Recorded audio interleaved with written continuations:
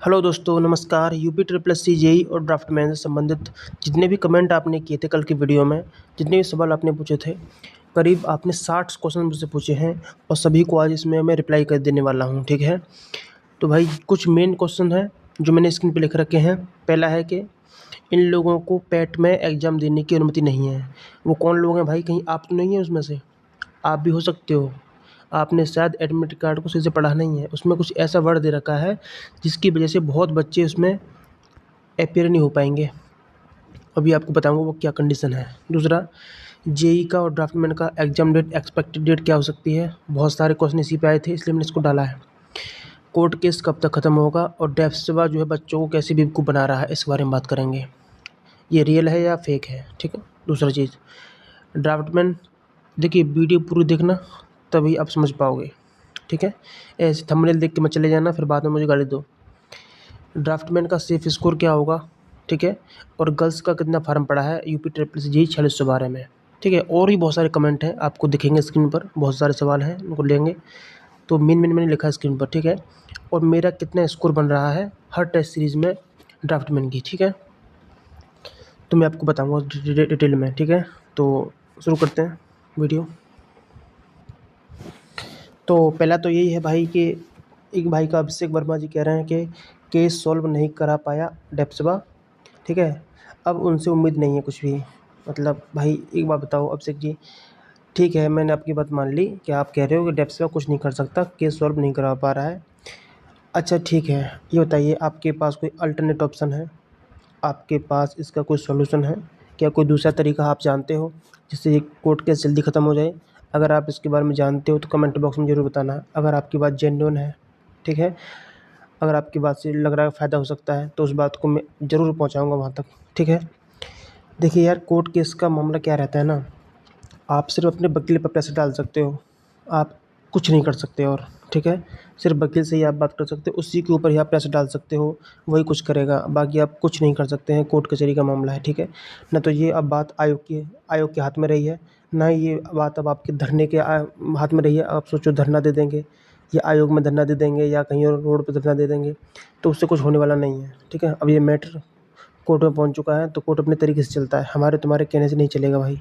ठीक है, तो आपके पास अगर कोई जेन्युइन रियल तरीका है जिससे कोर्ट केस जल्दी हो सकता है तो भाई बिल्कुल बताइए, मैं आपकी बात ज़रूर पहुंचाऊंगा। ठीक है, अगला कमेंट देख लेते हैं भाई। बट हाँ, ये बात जान लीजिए, कोर्ट केस का सिस्टम यही है कि जो कोर्ट केस है ना भाई आपका बहुत जल्दी ख़त्म होने वाला है, ये प्रयास कर रहे हैं। ठीक, आगे देखते हैं नेक्स्ट। ये भाई कह रहे हैं, इन भाई का कमेंट जेन्युइन लग रहा है। देखो ये बोले हैं कि ऑल वैकेंसी में एज काउंट पैट की नोटिफिकेशन से होनी चाहिए क्योंकि इसी प्री टेस्ट माना जाता है। ठीक है, ये भाई कहना चाह रहे हैं कि जो वैकेंसी निकलती हैं पैट के एग्ज़ाम के बाद, उसमें जो एज कैलकुलेशन करवाते हैं वो लोग, वो नोटिफिकेशन निकलने के उस दिन तक मानते हैं। ठीक है, और इन भाई का कहना है कि जिस दिन पैट का एग्ज़ाम देते हैं तब से, जब से पैट का नोटिफिकेशन आता है तब से काउंट करनी चाहिए। तो भाई मैं आपको बता दूं, ऐसा ही होता है। ठीक है, आप कभी भी नोटिफिकेशन उठा के देख लीजिए किसी वैकेंसी का, जब आपने पैट दिया होता है ना, जिस डेट में पैट का नोटिफिकेशन जब आता है, ठीक है, उसी दिन से आपकी एज काउंट की जाती है। ठीक है, उसी दिन तक।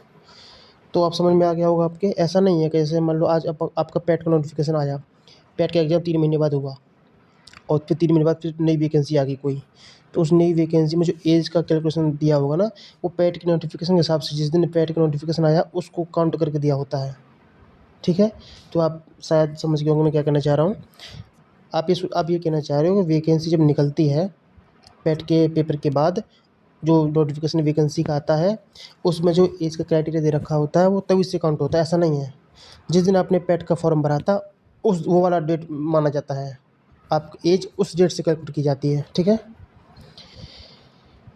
भाई, इस भाई का कमेंट था कि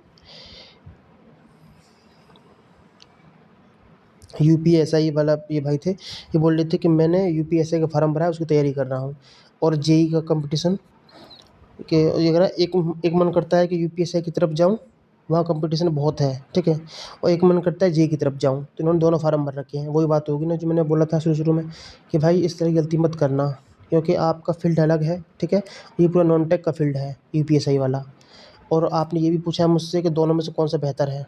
ठीक है, नीचे आप कमेंट देख सकते हैं कौन सा बेहतर है। तो मैंने पहले ही बोला था 1 जेई बराबर 3 एसआई। अब देख लो कौन बेहतर है।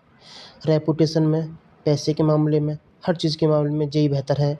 यूपीएसआई उसके सामने कुछ भी नहीं है। ठीक है, बस भाई आपको जवाब मिल गया होगा। और बाकी अगर आप बहुत आगे निकल चुके हो तैयारी करते करते, ठीक है, और आपको लग रहा है कि आपका अंतिम दौर चल रहा है यूपीएसआई का, तो आप उसी में लगे रहिए। तो जेई भूल जाइए भाई। ठीक है, सिंपल सी बात है। नेक्स्ट,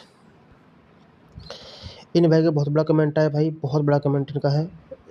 ठीक है, इन्होंने कहा है कि जो कट ऑफ है, इन्होंने, मैं बता दूँ आपको, बताऊँ, इन्होंने कहा है कट ऑफ जो लगेगी जेई की सिलेक्शन के लिए, आप जेई बन जाओगे 35 नंबर ले आओगे तो। ठीक है, 35 नंबर पे आपका सिलेक्शन हो जाएगा। भाई ऐसा कुछ भी नहीं होने वाला। ठीक है, आपको भी लग रहा है कि बच्चे पढ़ नहीं रहे हैं, बच्चे पढ़ रहे हैं भाई, तैयारी कर रहे हैं, जो करने वाले कर रहे हैं। ठीक है, ऐसा मौका कोई हाथ जाने नहीं देगा। इतनी बड़ी वैकेंसी है, ऐसा मौका कोई भी नहीं चूक सकता। तो सब लोग तैयारी में है। आप कम से कम 55 नंबर मैक्सिमम और मिनिमम कुछ ही मान लो आप इसको। ये तो आपको टारगेट पूरा अचीव करना ही करना है, 55 नंबर। जिस दिन आप ये टारगेट अचीव कर लोगे ना, समझ लो आप जेई बन गए। ठीक है, ये भाई कह रहे हैं कि गर्ल्स में 10 नंबर पर और एससी कैटेगरी में 25-30 नंबर पर जेई बन जाएंगे आप। ऐसा कुछ भी नहीं है भाई। ठीक है, ये भाई कह रहे हैं UP triple S C JE के लिए गर्ल्स का कट ऑफ कितने आ सकता है। गर्ल्स की कट ऑफ मैंने बताया था, एक सीट पर एक ही लड़की है, ये कट ऑफ है भाई, देख लो आप। ठीक है, गर्ल्स जो है, मैंने सबको कॉमन बताया है, 55 नंबर सबको ये अचीव करना है भाई। जो इसको अचीव कर लेगा समझ लो वो जेई बन गया भाई। गर्ल्स की इससे कम पे जाएगी, 50 मान सकते हैं, 50 नंबर पे लड़कियों का हो जाएगा। इन भाई कमेंट है कि UP triple S C JE में गर्ल्स का कितना परसेंट कोटा होता है। तो भाई 20% होता है। 4612 वैकेंसी हैं, इसमें से 20% जो है लड़कियों का कोटा है। अब लगा लो कितनी वैकेंसी होंगी लड़कियों की। ठीक है, अगला है UP triple S C JE court case कब तक एंड हो सकता है, एनी आइडिया। तो UP triple S C JE का कोर्ट केस आप 1 से 1.5 महीने के अंदर आपका केस ख़त्म हो जाएगा। आप मुझसे आके बात कर लेना। ठीक है, इस बारे में 100% मैं बता रहा हूँ, हो जाएगा। आप लोग अब समझ नहीं रहे हो।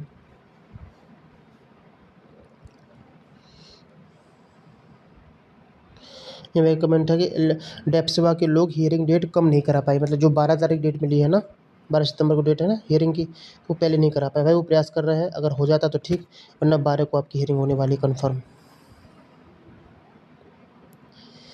भाई का सवाल है कि UP triple S C PET 2025 की कट ऑफ ड्राफ्ट मैन के लिए कितनी जाएगी। 100। सही बात है भाई, 100 प्लस वैकेंसी आने वाली है ड्राफ्ट मैन की 2025 पैट से।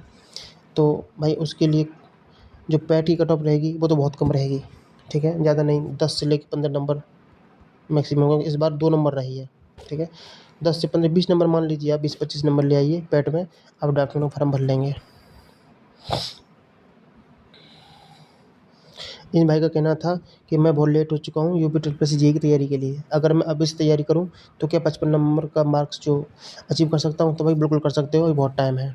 ठीक है, अभी यूपी ट्रिपल एस जेई के एग्ज़ाम में फरवरी तक एग्ज़ाम होगा, तो अभी आपके पास कई महीने हैं, तो आप अपनी तैयारी शुरू कर दीजिए। ठीक है, हो जाएगा आराम से। इतना तैयारी कैसे करनी है सुन लीजिए। आपको क्या करना है, कोई भी बुक ले लीजिए, जैसे स्कैनर है, स्कैनर बुक अच्छी है थ्योरी के लिए, उसको ले लीजिए और फिंगरप्रिंट ले लीजिए। स्कैनर से एक टॉपिक ख़त्म कीजिए और फिंगरप्रिंट से उसी को टेस्ट क्वेश्चन लगाइए। बस ऐसे करते जाइए, हो जाएगा आराम से अच्छा स्कोर। ये अच्छा क्वेश्चन है इनका।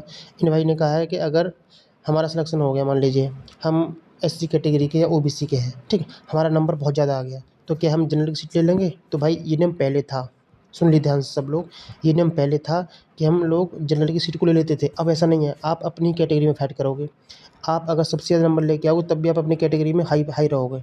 ठीक है, तो अपनी कैटेगरी, इसलिए तो कैटेगरी डिवाइड किया गया है। फिर कैटेगरी का मतलब ही क्या है, जो जिस कैटेगरी में फॉर्म भरा है वो उसी कैटेगरी में फाइट करेगा, नंबर चाहे कितने भी हों। ठीक है, कोर्ट केस का बता दूं आपको भाई, 12 तारीख को हियरिंग लगी है, उससे पहले भी लग सकती है, कन्फर्म हो सकता है। ठीक है,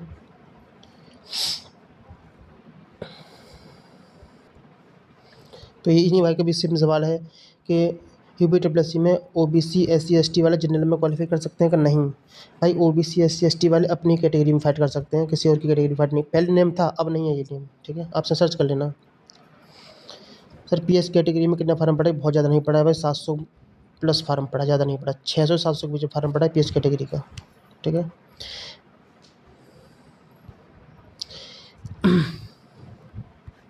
ठीक है भाई। तो ड्राफ्टमैन के लिए सेफ स्कोर मैंने आपको बता दिया था। ड्राफ्टमैन का जो पेपर होगा उसमें सेफ स्कोर आप मान लीजिए भाई, आप देखो बच्चे ज़्यादा हैं, आप कम से कम 60 नंबर लेके चलिए ड्राफ्टमैन सेफ होने के लिए, ठीक है भाई। आप तैयारी कर रहे हो यूपी ट्रिपल एस जेई की, ठीक है, तो अब यूपी जी के कंप्यूटर की थ्योरी करने के बाद टेस्ट सीरीज लगाओ, टेस्ट सीरीज लगाओ आप टेक्स्ट बुक की, ठीक है। और टेक्निकल की आप फिंगरप्रिंट से लगा सकते हैं टेस्ट, और साथ में ईएससी या गेट वगैरह के वन लाइनर क्वेश्चन पढ़ लीजिए, आपका टेक्निकल अच्छा हो जाएगा, ठीक है भाई। बाकी कमेंट सब वही नॉर्मल कमेंट हैं जो सबके हैं, ठीक है। अब भाई का सवाल था तुम्हारे ड्राफ्टमैन टेस्ट में कितना नंबर आता है। तो भाई मैं क्लियर कर दूँ, मेरा ड्राफ्टमैन का एग्ज़ाम नहीं है, मैंने फॉर्म नहीं भरा है। बस मैं अपने चैनल से ड्राफ्टमैन की कंटेंट जो है, जो बुक है ब्रह्मास्त्र, ड्राफ्टमैन के लिए जो बेस्ट बुक है वो मैं प्रोवाइड कराता हूँ, और टेस्ट सीरीज प्रोवाइड कराता हूँ। ये टेस्ट सीरीज बुक मेरी नहीं है, ये बीटेक की हुई प्रोफेसर की है, जो प्रेजेंट में प्रोफेसर हैं गवर्नमेंट बीटेक कॉलेज में, ठीक है, गोंडा में, उन्हीं की बुक है। उन्होंने मुझे प्रमोट करने के लिए बोली थी, मुझे अच्छी लगी तो मैंने प्रमोट कर दिया। बाकी आप इस बुक को परचेज़ करना चाहें तो मैं कमेंट बॉक्स में मेरा नंबर है, आप मुझसे परचेज़ कर सकते हो भाई, ठीक है। पूरा ड्राफ्टमैन का स्टडी मटेरियल आपको प्रोवाइड कर दिया जाएगा व्हाट्सएप पे, ठीक है। बाकी सभी कमेंट मैंने ले लिए हैं, आपके सेट आउट खत्म कर दिए हैं भाई। आज जो वीडियो में कमेंट आएंगे उनको कल मैं वीडियो बना दूंगा, ठीक है। धन्यवाद।